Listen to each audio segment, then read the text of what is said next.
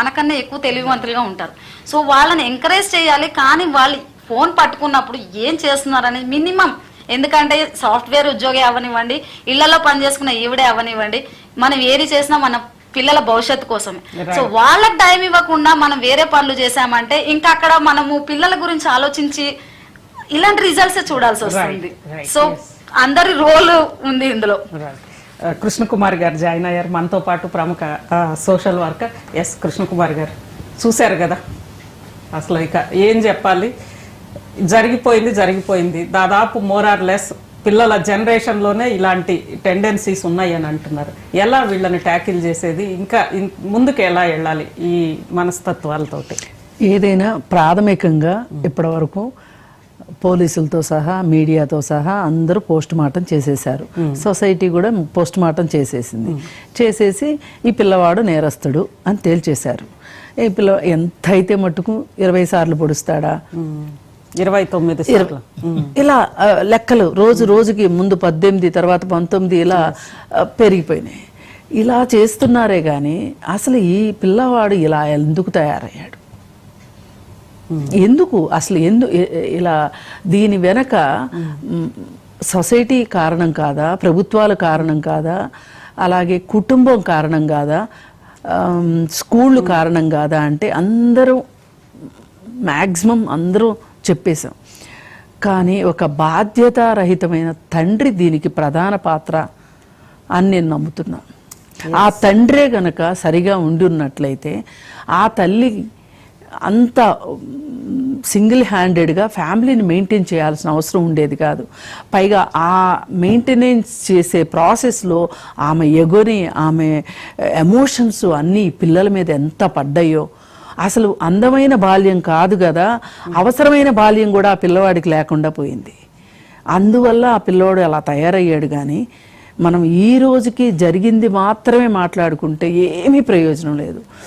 అసలు ఒక స్టడీ లేదు మన దగ్గర. ఈ మాట అంటే మనకు చాలా కోపం వచ్చేస్తుంది, దేశాన్ని తిట్టినంత ఫీలింగ్ వచ్చేస్తుంది. పోయినసారి నిర్భయ ఘటన జరిగినప్పుడు కూడా అక్కడ కూడా ఒక మైనర్ బాలుడే ఎక్కువ హింసకు పాల్పడ్డాడు. మిగతా వాళ్ళు యాక్ట్కి పాల్పడితే ఈ పిల్లవాడు హింసకు పాల్పడ్డాడు. తలుచుకోలే మనము మన ఒళ్ళు గగురు పొడుస్తుంది. ఎందుకు మైనర్ ఎలా పాల్పడ్డాడు అని మనం చూస్తే ఈ మైనర్ కూడా ఇలాగే ఇంత హింసకు పాల్పడ్డాడు. ఏంటి అంటే వాడి దగ్గర లాజికల్ బ్రెయిన్ లేదు. రేపేంటి, రేపు కాదు ఈ నెక్స్ట్ మినిట్ ఏం జరుగుద్ది అనే ఒక జ్ఞానం లేదు. ఆ నిమిషం మనం ఎంతసేపు ఇందాక అన్నట్లు ఈక్యూ లెవెల్స్ కోసం చూస్తున్నాను తప్పితే ఐక్యూ లెవెల్స్ కోసం చూస్తున్నాను తప్పితే ఈక్యూ లెవెల్స్ పట్టించుకోవట్లే. ఇంకా నన్ను అడిగితే పిల్లలకే కాదు పెద్దవాళ్ళకి కూడా లేదు. అవును, ఈక్యూ లెవెల్స్ త్వరగా ఫ్రస్ట్రేట్ అయిపోతున్నాం. ఈ పరిస్థితుల్లో ఈ పిల్లల మీద మనం ఇంత పెట్టితే సరే జరిగింది, దీని నుంచి ఇవాళ మాట్లాడతాం, రేపు మాట్లాడతాం, ఎల్లుండి మాట్లాడతాం. ఆ తర్వాత అసలు ఈ పిల్లవాడు ఏమయ్యాడో తెలియదు, ఆ పిల్ల చనిపోయిన పిల్ల గురించి మాట్లాడుతాం, ఇంకొక సంఘటన వచ్చేస్తుంది. అంతేగాని ఈ కేసు స్టడీని మనం ఎందుకు స్టడీ చెయ్యము? ఇలా స్టడీ చేయాల్సిన కేసులు ఈ దేశంలో ఎన్నో ఉన్నాయి. జరిగిపోయినవి ఉన్నాయి, జరుగుతున్నవి ఉన్నాయి, జరగబోయే కూడా ఉన్నాయి. బ్రిటిష్ ఆమె ఎవరో వచ్చి నిర్భయ కేసు గురించి ఒక స్టడీ తీసి ఒక వీడియో తీసి పెడితే అది దేశానికి అగౌరవంగా ఫీల్ అయ్యాం. కానీ ఆ రోజు ఆమె చెప్పిన పాయింట్లు, ఇక్కడ జెండర్ గ్యాప్ ఉంది, జెండర్ డిస్క్రిమినేషన్ ఉంది, ఇవన్నీ చెప్తే మనకు చాలా కోపం వచ్చింది. ఇప్పుడు ఇవాళ మైనర్ పిల్లలు మైనర్లని అత్యాచారాలు చేస్తున్నారు. పేదవాడు పేద పిల్ల కంట్లో వేలు పెట్టి పొడిచినట్లు పేదవాళ్ళు కొట్టుకుంటున్నారు. ఇక్కడ చూడండి, ఇంతకు ముందు క్రైమ్ అంటే ఎలా ఉండేది అంటే దొంగదానాలు ఇవి కొంచెం పక్కన పెడితే అత్యాచారాలు ఇట్లాంటివన్నీ వేరే రకంగా ఉండేవి. డబ్బులున్న ఎవరు అలా చేసేవాళ్ళు. ఇప్పుడు ఈ పిల్లవాడు కూడా ఈ ఇంటికి ఏ 4-5 బజార్ల అవతల పిల్లోడో ఎవరో వచ్చుంటే ఆ పిల్లోడు చంపుండేవాడు కాదు. నా ఐడెంటిటీ రివీల్ అవుతుందనే భయంతో చంపాడు ఆ పిల్లోడు. నేను మాట్లాడుతుంది ఆ పిల్లవాడిని వైపు ఒక సాఫ్ట్ కార్నర్తో మాట్లాడుతున్నానని దయచేసి చూసేవాళ్ళు కూడా అనుకోకండి. ఇక్కడ ప్రాక్టికల్గా ఆ పిల్లవాడికి అంతవరకు అదే తెలిసింది. సరే ఇప్పుడు మనం ఈ కేస్ స్టడీని ఇంతకుముందు ఈ సెల్ ఫోన్ వల్ల జరిగే అనర్థాలు గురించి 10 సంవత్సరాల క్రితం ఇలా లేదు అని మాట్లాడతారు ప్రతి వాళ్ళు. 10 సంవత్సరాల క్రితం సెల్ ఫోన్ లేదు మన జీవితంలో, అంటే కొంతమంది జీవితాల్లో ఉంది, పేదల జీవితాల్లో లేదు. పేదలకి ఈ టెక్నాలజీ వాళ్ళ పాలెట ఎమపాసం అయిపోయింది. ఈ దేశంలో పరిపాలించే వాళ్ళకి ఆ మాత్రం జ్ఞానం లేదు. మనం ఒక టెక్నాలజీని తీసుకొచ్చి దేశం మీద రుద్దుతున్నాము.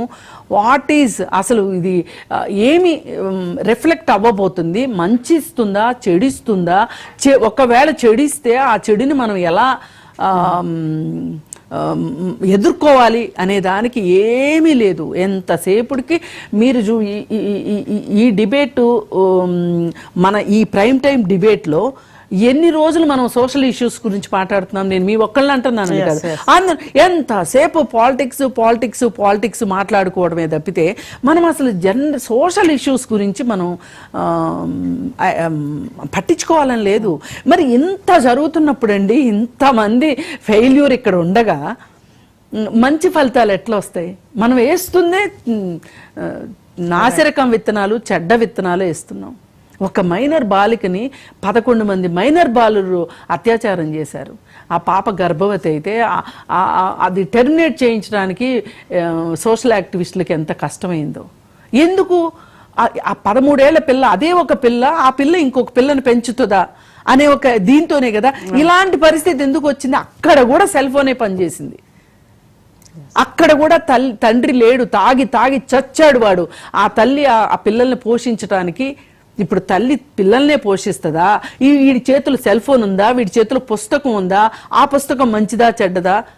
అవన్నీ చూసేది ఎక్కడ ఆ తల్లికి తెలుస్తుందండి. అందుకే మనకి అవసరం లేని దాన్ని మన నెత్తి మీదేసి ఈ టెక్నాలజీని రుద్దారు. 100 కోట్ల జనాలకి 100 కోట్ల ఫోన్లని చెప్పుకోవడానికి పనికొస్తుంది తప్పితే ఈ 100 కోట్లు ఫోన్లు కూడా అరచేతులు అష్టదరిద్రాలు అయి కూర్చున్నాయి. దీన్ని ఎట్లా మనం ఎదుర్కోవాలి అనేది కనుక మనం స్టడీ చెయ్యకపోతేనండి, ఒక సోషల్ స్టడీ జరగకపోతే ఇవి ఇలాగే జరుగుతాయి. రైట్. పూర్ణచంద్రరావు గారు చెప్పండి, అసలు దీని మొత్తానికి